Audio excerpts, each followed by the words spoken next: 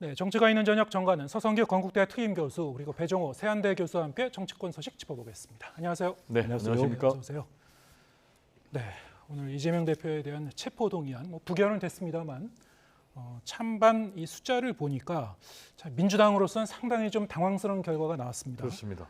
찬성 139, 반대 138, 기권이 9표, 무효가 11표. 자, 이렇게 되면은 우리가 물론 무기명 투표긴 합니다만 이탈표가 어느 정도 나온 건지 민주당에서 일단 좀 계산을 해볼 수밖에 없는데 어떻게 보시는지요? 네, 민주당 소속 국회의원이 169명인데 네. 그중에서 한 30표 이상은 이탈한 것 아니냐 네. 그런 생각이 듭니다. 뭐 많게는 무소속하고 뭐 기본소득당 어떻게 투표했는지는 모르겠지만 그중에서 다 합치면은 한 30표에서 40표 정도 이탈했다고 보여지고 있고 그 다음에 그 이탈한 표 중에서 무효 기권이 20표거든요. 그러면 무효 기권을 빼면은 그 이탈표 중에서 최소한 10표 이상은 이재명 민주당 대표 체포 동의안에 찬성한 것 아니냐 이렇게 볼 수 있겠습니다. 우리가 보통 뭐 이탈표 하면은 단순히 당을 떠난다는 게 아니고 적극적인 뭐 찬성에도 참여했던 표가 있다는 게 민주당으로 봤을 때는 상당히 큰 충격이고 이재명 민주당 대표의 리더십에는 큰 타격이 아닐까 이런 생각이 듭니다. 그동안에 압도적으로 부결될 거다. 뭐 예를 들자면 한 170표 이상 반대표를 던지지 않을까 이런 예상을 했거든요. 근데 예상을 깨고 상당수 많은 민주당 의원들이 이탈해가지고 아마 찬성은 못하겠지만은 그렇다고 부결시키기는 또 양심상 허락하지 않으면서 무효표, 그 다음에 또 기권표가 약 20표 정도 나왔습니다. 작년 12월 28일 날 민주당 노웅래 의원 체포 동의안 표결에서는 161표가 반대표를 던졌거든요. 그 당시에 271명의 국회의원이 참석했는데 제가 뭐 반대표 비율을 보니까 59.4%예요. 만약에 오늘 297명 정도가 투표 참여했는데 만약에 이 비율로 따지면은 176석의 반대표가 나왔어야 되는 거거든요. 그런 의미에서 봤을 때 이재명 대표의 정치적인 실패, 타격이 심각할 거라고 보여지고 있고 이재명 민주당 대표가 그동안에 이 체포동의안 부결을 위해서 굉장히 노력을 했지 않습니까? 당내 뭐 결의대회도 하고 장애 규탄 대회도 하고 그다음에 개별 의원들 접촉하면서 상당 부분 설득해서 오늘은 거의 170표 전후의 뭐 반대표가 나올 걸로 예상했는데 상당히 적은 표수가 나와가지고 아마 민주당 내에서는 표 분석에 상당히 고심을 할 것 같고 실제로 보면은 반대표보다도 찬성표가 한 표 더 많이 나왔다는 말이에요. 이런 측면을 봤을 때 이재명 민주당 대표가 방탄에는 성공했지만은 정치적으로는 상당히 실패한 타격을 받았던 오늘 국회 표결 결과라고 분석할 수 있겠습니다. 네, 일단 부결은 시켰는데 리더십은 상당히 좀 흔들릴 수밖에 없는 그런 상황이 됐고요. 지금 말씀하신 대로 이탈표를 분석해 보면은 최소한 민주당 내에서 한 30표에서 최대 한 40표 좀 안 되는 그 정도 이탈표도 이제 가능한 그렇게 분석해 볼 수도 있는 그 여지가 있습니다. 물론 이제 무소속 의원 중에서 이제 민주당 성향의 의원도 있고 뭐 정의당 표도 있기 때문에 우리가 이제 정확하게 표를 산출할 수는 없습니다만, 자 많은 정치평론가 분들의 예상도 거의 빗나간 것 같습니다. 그렇습니다. 한 170 몇 표 정도가 이 어떤 이 잣대가 아닐까. 170표에 훨씬 못 미치는 그런 그 표가 나왔습니다. 어떻게 보십니까? 일단 말씀하신 대로 예상 밖의 결과가 나왔는데 이렇게 이제 예상 밖의 결과가 나온 것은 역시 이제 친명 대 비명의 계파 갈등이 민주당 내에 분명히 존재한다라는 것을 이제 보여준 것이고요. 특히 이제 비명계 같은 경우는 이번에 이 체포동의안 표결과 관련해서 상당한 타격을 입힐 경우에 이재명 대표를 당 대표직을 내려놓기도 할 수 있다라는 그런 계산. 그렇게 될 경우에는 공천의 위기로부터 벗어날 수 있다. 이런 계산까지 담겨가지고 결국 이제 비명계에서 상당수 이탈을 한 것이 아닌가 이렇게 생각이 되고요. 또 이제 일부에서는 이제 전체적으로 한 31명에서 한 40명 정도 가까이 이탈표가 나온 것으로 본다면은 그 가운데 일부는 또 이재명 대표를 가지고 과연 총선을 치렀을 경우에 민주당이 총선에서 승리할 수 있겠는가 이런 이제 위기감 때문에 일정 부분 이탈표가 나온 것 같다. 그렇게 해서 당초의 맥시멈 뭐 28표는 절대 넘을 수 없을 것이다. 라고 봤는데 무려 한 40명 가까운 이탈표가 나온 것으로 이렇게 분석이 되고요. 일단 이재명 대표 그리고 또 민주당 지도부는 압도적인 부결을 통해서 확실하게 단일 대우를 유지하고 리더십을 공고해서 계속되는 검찰의 공세를 이겨나가겠다. 그리고 오히려 이제 쌍특검을 통해서 여권에 대대적으로 반격을 취하겠다라는 이제 그런 계산을 가졌는데 이런 부분이 다 이제 수포로 돌아갔고 네. 오히려 이제 이재명 대표가 이번 체포동의안 표결 결과로 당 대표 리더십이 상당히 흔들리는. 그래서 이제 앞으로 추가로 검찰의 구속영장이 청구가 될 경우에 과연 이걸 또 막아낼 수 있을지 의문이 드는 그런 상황. 따라서 이재명 대표 입장에서는 이런 표결 결과를 가지고 앞으로 대표직 거취 문제까지 고민해야 되는 그런 상황에 직면한 것이 아닌가 이렇게 분석이 됩니다. 네.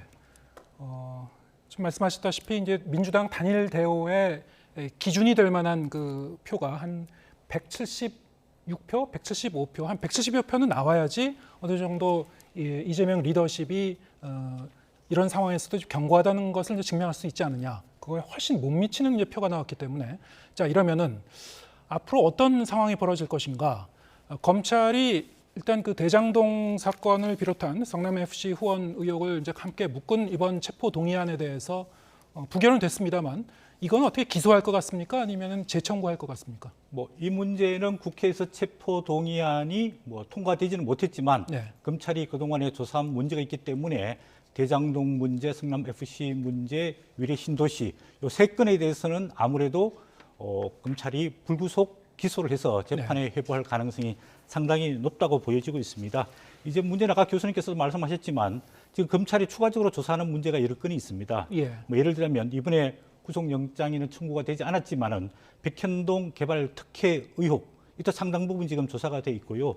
두 번째로는 정자동 호텔 특혜 의혹 이것도 뭐 연도 그다음 관련된 사람들에 대해서 상당 부분 조사가 이루어지고 있고요. 그다음에 대북 송금 김성태 쌍방울 전 회장이 북한에 약 한 800만 달러 정도를 송금을 했는데 거기에 이재명 대표와 이재명 대표 핵심 측근들이 관련돼 있는 것으로 조사가 이루어지고 있습니다. 또 중요한 것 중 하나는 이재명 대표가 선거법 위반으로 기소돼서 재판을 받고 있거든요. 지금 보도에 따르면은 3월 3일부터 이 재판이 시작돼서 2주에 한 번씩 법정에 이제 출두를 해야 되는 그런 상황이고 아마 선거법은 3개월 내에 1심 재판 판결을 하게 내리게끔 돼 있으니까 한 6월 달 정도 아니 3개월 6월 달 정도에 아무래도 법원의 1심 판결이 유죄냐 무죄냐 나오면은 네. 그것도 상당 부분 이재명 대표한테 부담이 되지 않을까 이런 생각이 듭니다. 언론 보도에 따르면은 민주당 내부 분위기도 상당히 뒤숭숭한 것 같습니다. 이번 1차 체포 동의안은 당이 단결해서 어쨌든 간에 부결시키는데 2차 체포 동의안이 나오면은 이재명 대표가 선당 후사 차원에서 당 대표로서 책임 있는 행동을 해야 되는 것 아니냐. 그 말은 곧 당 대표직에서 물러나서 개인적인 이런 혐의에 대해서는 개인적으로 사법적 대응을 해나가고 당한테 부담을 주지 않아야 된다. 이런 민주당의 기류가 있는데 오늘 상당 부분 뭐 아까 보셨다시피 지금 이재명 대표가 139대 138 한 표 차이로 이게 뭐 숫자도 적지만은 한 10표의 찬성표가 더 나왔으면은 네. 이게 체포 동의안이 가결될 수도 있는 상황이었거든요. 예. 그런 측면을 봤을 때 민주당 내에서 이재명 대표 퇴진론에 대해서 언제 어떻게 퇴진했으면 좋겠다는 여러 가지 이야기들이 많이 분출할 것이라고 보여집니다. 네. 기권 9표, 무효 11표. 자, 이것도 좀 주목해 볼 필요가 있을 것 같습니다.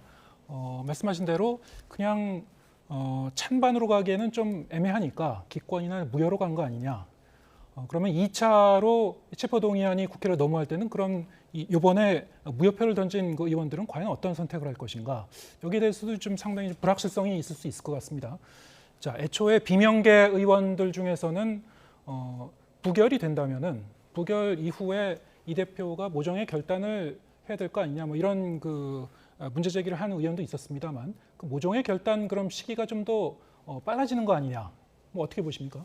뭐 시기가 빨라질지는 좀 두고 봐야 되겠고요. 예. 어떤 선택을 해야 될 시점은 온 것 같아요. 지금 예. 이제 이재명 대표가 선택할 수 있는 선택지는 크게 보면 이제 첫 번째로 본인이 체포 동의안을 다시 국회에서 부결시키는 선택지가 하나 있을 것 같고, 두 번째는 말씀하신 대로 대표직을 스스로 내려놓는 방법, 또 하나는 대표직을 유지하고 이제 국회에서 체포 동의안 표결 절차를 거치지 않고 이른바 방탄 과정을 거치지 않고 영장 실질 심사를 하는 그런 선택, 세 가지가 있는데, 지금 상황에서 만약에 본인이 구속의 어떤 위험을 상당히 느낀다면 네. 오히려 당 대표직을 내려놓고 오히려 이제 국회에서 계속해서 방탄 체포 동의안 부결시키는 그런 선택을 할 가능성도 있다. 그렇지만 지금 이제 이번에 체포 동의안 표결 결과를 보면 어떤 선택도 굉장히 녹록치가 않아요. 국회에서 특히 이제 체포 동의안 부결시킨다는 것은, 왜냐하면 이번에 이제 사실상 총의를 모아가지고 부결시킨다라는 이제 그런 입장을 정리했지 않습니까? 그런데 그 가운데 명분은 조건부 부결이 있었어요. 이번에는 조건부로 부결을 시키되 다음에는 뭐 영장 실질 심사를 받아라. 이런 사람들이 만약에 다음에 찬성표를 던진다면은 체포 동의안이 가게 될 가능성이 있거든요. 그렇다면은 이재명 대표 입장에서는 그 전에 뭔가 선택을 해야 될 수 있는 그런 상황밖에 남지 않은 것이 아닌가, 이렇게 분석이 됩니다. 네. 자, 이 이재명 대표의 이제 고심도 깊어질 것 같은데, 그러면은 구체적으로 좀 더 시나리오를 생각을 해보죠. 그러면은 이제 다음에 2차로 체포 동의안이 날라올 경우에 그때까지 이 대표가 기다리고 판단을 할 것이냐, 아니면은 당내에서 좀 더 활발한 토론과 논의가 이루어져서 여기에 대한 어떤 사전 대비책을 세울 것이냐, 어떻게 전망하시는지요? 예, 아무래도 오늘 민주당 이재명 대표 측에서는 오늘의 표결 결과를 분석할 거라고 보여집니다. 네. 당초에 170표 이상의 반대표가 나와야 되는데 138표밖에 안 나왔단 말이에요. 그거에 대해서 원인이 뭔가, 그럼 이탈한 표들은 과연 누구들인가, 정말로 비명이고 절대 반대하는 표인가, 그런 측면에 봤을 때 일단은 표를 좀 분석하고, 거기에 대해서 아까 뭐 이재명 대표가 보도에 보니까 당내 소통을 강화하고 당심을 더 끌어안겠다라고 이야기했던 측면을 보면은 예. 그동안에 개별적으로 당내 의원들을 만나서 굉장히 설득을 많이 했단 말이에요. 그다음에 당 차원에서도 또 규탄 대회를 하고 장애 집회까지 했는데도 이렇게 이탈표가 많은 것에 대해서 뭔가 대책을 세우지 않을까, 그런 생각이 들고, 두 번째로는 그런 비명, 반명, 이번에 제가 봤을 때는 민주당 의원 중에서 10표 이상이 체포동의안 찬성표를 던졌는데 과연 이분들이 가만히 있겠느냐, 그렇지 않을 거란 말이에요. 민주당 내에서도 이재명 대표가 지지를 받지 못하고 있는 상황이면은 대표가 앞으로 어떻게 거취를 진행할지에 대해서 뭔가를 요구할 가능성이 저는 상당히 높다고 보여집니다. 네. 그런 측면을 봤을 때 이재명 대표가 아직 내년 총선은 상당 부분 시간이 뭐 한 1년 1개월 정도 남아 있지만은 과거 2016년 민주당 때 보면은 당시 문재인 당대표가 조기 사퇴를 하고 비대위를 구성하면서 총선을 치러 가지고 승리한 적도 있거든요.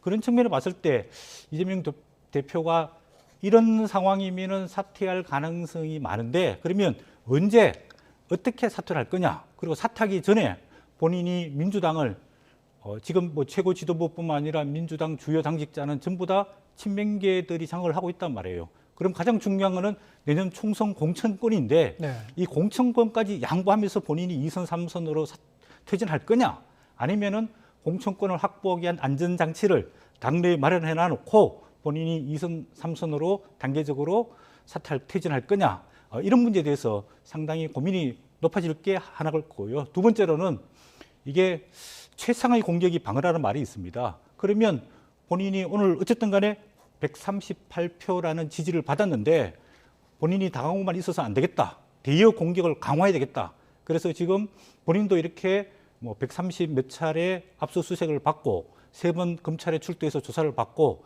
체포영장, 구속영장까지 청구가 됐는데, 그러면은 대장동 50억 클럽 이 사람들이 지금 그 곽상도 전 의원이 무죄가 됐지 않습니까? 이 부분에 대해서 공정하게 특검을 추진하자. 그 다음에 김건희 대통령 부인에 대해서도 도이치모터스 주가 조작 혐의가 있으니까 이 문제에 대해서 검찰이 조사를 안 하고 있으니까 앞으로는 특검을 도입해서 하자. 이렇게 강경한 대여 공세로 나올 가능성도 상당히 있다, 그렇게 보여집니다. 네. 이른바 이제 쌍특검을 이제 포함한 대여 공세를 할 수도 있다.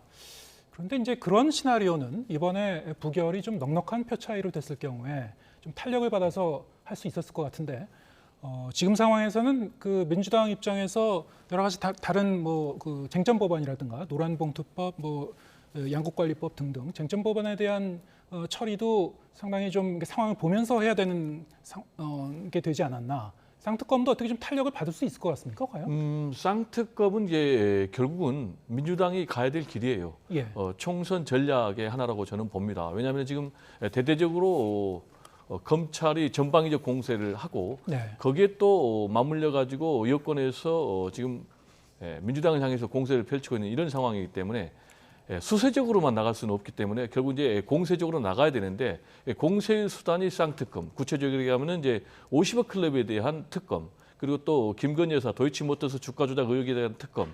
근데 말씀하신 대로 지금 상황에서 이재명 대표가 쌍특검을 추진할 경우에는 물타기 특검 아니냐, 예. 내지는 뭐 국면재난 특검 아니냐라는 이제 그런 프레임에 상당히 좀 사로잡힐 가능성이 있고.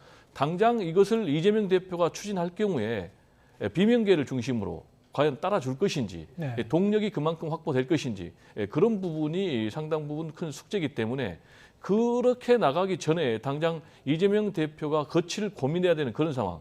특히 이제 만약에 검찰이 기소를 할 경우에는 지금 이제 민주당 당헌 제80조를 보면은 직무정지를 할 수 있도록 돼 있습니다. 물론 부정부패에 한해서 그렇습니다. 그러나 지금 이거는 정적 죽이기고 야당 탄압이다라고 규정을 해놨기 때문에 바로 그런 요구는 나오지 않겠지만은 어쨌든 기소가 될 경우에는 일부 비명계에서는 당 대표 직무를 내려놓으라라는 이제 그런 얘기가 나올 가능성이 있거든요. 네. 그러면서 이제 민주당 내에 친명과 비명 간의 갈등이 좀 노골화되고 네. 그렇게 되면 이제 내용이 더 심각해지고. 그래서 당장 이 쌍특검을 전면적으로 내걸고 투쟁하기 좀 쉽지 않고 다만 이재명 대표의 거취가 어느 쪽으로든지 정리가 된다면 다시 민주당은 이 쌍특검 카드를 강력하게 들고 나올 것이다. 이렇게 생각이 됩니다. 예, 알겠습니다. 자, 이번에는 주말 동안 있었던 일 좀 얘기를 해보겠습니다. 정순신 국가수사본부장, 자, 임명한 지 28시간 만에 임명이 취소되는 초유의 사태가 이제 발생을 했습니다. 다른 일도 아니고 이 정순신 국가수사본부장으로 임명됐었던 당시에 이미 이제 하루 만에 이런 일이 일어난 건데 아들의 학교 폭력 논란이 됐죠. 과연 인사검증이 제대로 된 건가? 이게 총체적인 부실 아니냐? 그리고 여기에 이제 정치적 파장도 좀 만만치 않을 것 같은데요. 어떻게 보고 계신지요? 예, 뭐 대통령실에서 이 사태를 엄중하게 보고 아까 말씀하신 대로 28시간 만에 조치를 취하고 앞으로 향후 보완 대책을 내세우겠다. 이거는 신속하게 잘 처리한 것 같습니다. 지금 이제 대통령께서 임명하시는 그 공직 후보자들은 예전 같으면은 대통령실, 청와대, 민정수석실에서 인사 추천도 하고 검증도 하고 이렇게 했는데 지금 민정수석실이 폐지하면서 인사 검증이 두 단계로 나눠져 있습니다. 하나는 법무부 인사정보관리단에서 1차 검증을 하고 또 대통령실 공직기강 비서관실에서 2차 검증을 하는 걸로 알려지고 있는데 이렇게 이원화되다 보니까 시간도 많이 걸리고 또 복잡다단하단 말이에요.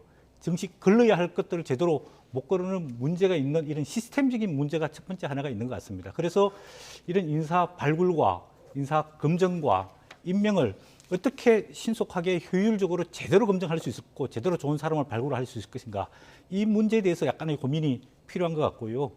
두 번째로는 통상적으로 대통령께서 임명하는 공직 후보자들은 공직 예비 후보자 사전 질문서라는 게 있습니다. 이게 한 60쪽 되는데 거기 보면은 기본 인적 사항, 또 국적 출입국 주민등록, 또 병력 문제, 범죄 문제 이런 것들을 다 기술하게 돼 있는데 그 특히 그 사항에 보면은 범죄 경력과 징계에 관련해서 본인뿐만 아니라 배우자 직계 존속, 옛날 과거에 수사받은 적이 있는지, 수사받은 결과가 어떻게 됐는지, 또 불기소 처분 받은 것 있는지 이런데 예, 아니요, 뭐 추가 확인 필요 이렇게 난이 있습니다. 그 안에 본인이 아니요라고 체크해서 이 문제는 크게 문제 없는 것으로 아마 검증 과정에서 지나갔을 가능성이 있기 때문에 이 뭐 정순신 변호사의 개인적인 어떤 정직성 문제, 도덕성 문제도 약간 관여돼 있는 것 같습니다. 그래서 사실 우리가 뭐 저도 옛날에 근무를 해봤지만은 인사 검증은 이제 공식적인 자료, 뭐 범죄라든지 납세라든지 병력, 공식적인 자료들이 있습니다. 그걸 가지고 검증을 하고, 그다음 아까 말씀드린 대로 약 60쪽에 이르는 사전 질문서를 통해서 쉽게 말해서 이제 자기 검증 동의서라는 겁니다. 자기가 체크를 해서 제출하면 그거에 따라 가지고 검증을 하고, 마지막에는 이제 세평이라 그래서 언론 보도라든지 아니면 공직 후보자 가까운 추천하는 사람, 3사람이든지 5사람이든지 추천하면 그 사람을 통해서 이 공직 후보자가 어떤 사람인지, 어떤 과거 행적이 문제가 있는지 없는지 이렇게 다층적으로 검증을 하게 돼 있는데, 아무래도 지금 이제 인사 수요가 많기 때문에 이런 뭐 세평이라든지 또 사전 질문서라든지 이런 걸 꼼꼼하게 들여다보지 못한 문제가 있는 것 같습니다. 민주당에서는 이제 뭐 대통령 사과하라, 인사 검증 라인이 책임을 져야 된다, 또는 후보를 추천한 윤희건 경찰청장이 뭐 사퇴해야 된다, 다양한 이야기가 나오고 있는데, 이런 문제가 생길 때마다 무조건 사과하고 책임져라기보다는 이러이러한 문제점이 있으니까 이거를 어떻게 보완할 거냐, 향후에 대책을 잘 세워서 재발을 방지를 어떻게 할 거냐, 이런 좀 대안 제시가 좀 더 필요해 보이는 시점이라고 보입니다. 네. 지금 첫째 이해가 안 가는 부분은 사전 질문서에서 본인이 관련 소송이 없었다, 아니오라고 얘기를 했다면 그 답변서만 보고 판단하는 것이냐, 검증할 때. 과연 그냥 답변서만 보고 단순하게 판단할 거면은 굳이 좀 더 전문화된, 그리고 검찰 출신의 사람들이 거기 가갖고 검증을 할 필요가 있는 것이냐, 뭐 이런 이제 문제 제기가 있을 수 있을 것 같고요. 두 번째는 이 대통령실 해명으로 이제 들어봐서는 뭔가 좀 검증 과정이 미흡했다라고 이제 설명을 했는데, 몰랐다는 그런 뉘앙스로 들리거든요. 과연 이제 몰랐을까? 뭐 이런 의문이 들 수밖에 없는 것 같습니다. 어떻게 보십니까? 저는 이번에 정순신 인사 참사는 예고된 인사 참사다, 이렇게 봅니다. 지금 이제 윤석열 정부의 인사는 크게 3가지 점에서 저는 문제가 있다고 봅니다. 첫 번째는 이제 인사 시스템에 문제가 있다고 봅니다. 이 인사 시스템에 문제가 있다라는 부분에 대해서는 용산의 대통령실도 검증의 한계가 있었다라고 인정을 했지 않습니까? 그리고 또 실제로 앵커께서도 방금 말씀하셨지만은 사전에 공직 예비 후보자 질문서에 답변을 할 때 말씀하신 대로 민형사 소송과 관련된 것이 있는가, 본인 또는 배우자, 직계 좀비석에 대해서. 근데 없다라고 했는데 이 부분이 전혀 검증이 안 됐단 말이에요. 그래서 시스템상에 분명한 문제가 있다. 그리고 지금 이 정순신 전 국가수사본부장 전에 이 고위직 공직자 6명이 낙마를 했거든요. 근데 네. 계속해서 반복이 되고 있단 말이에요. 그럼 이건 분명히 시스템에 문제가 있다라는 얘기를 좀 드리고 싶고요. 두 번째로는 지금 대통령실 포함해서 인사 추천에서 검증에 이 라인업에 문제가 있다라는 얘기를 드릴 수밖에 없어요. 왜냐하면은 인사 추천도 지금 대검 사무국장 출신, 그리고 또 1차 검증도 역시 이제 검사 출신, 그리고 또 법무부의 그러니까 한동훈 법무부 장관이 이제 역시 이제 검증하는데 이 1차 검증이 지금 문제가 있고, 그리고 2차로 또 역시 대통령실의 공직기강 비서관, 여기도 이제 대통령과 최측근 검사 출신이란 말이에요. 그러다 보니까 민주주의 기본 원리인 이 체크 앤 밸런스, 견제와 균형이 전혀 이루어지지 않는 거예요.